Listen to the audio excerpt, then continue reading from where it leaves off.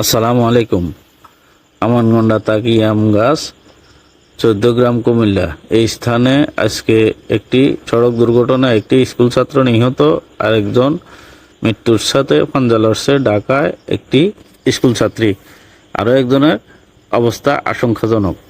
রাস্তার এই অবস্থার কারণে এই যে দেখেন, রাস্তার ফিজ থেকে প্রায় 2 ফুট 1.5 ফুট, কোথাও 1 ফুট এইরকম অবস্থায় রাস্তার উঁচা নিচার কারণে এই গাড়িগুলো নিয়ন্ত্রণ হারিয়ে রাস্তার পাশে পড়ে যায়, তখনই দুর্ঘটনা ঘটে।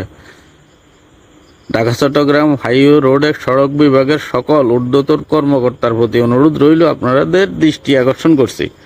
ঢাকা চট্টগ্রাম হাইওয়ে রোডের সকল সড়ক বিভাগের ঊর্ধ্বতন কর্মকর্তার প্রতি দৃষ্টি আকর্ষণ করছি, আপনারা এই জায়গাটুকু দেখবেন।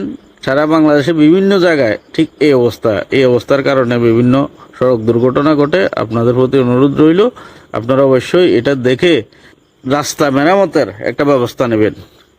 সবার প্রতি অনুরোধ রইল, সবাই ভিডিওটা শেয়ার করে দিবেন এবং সবাইকে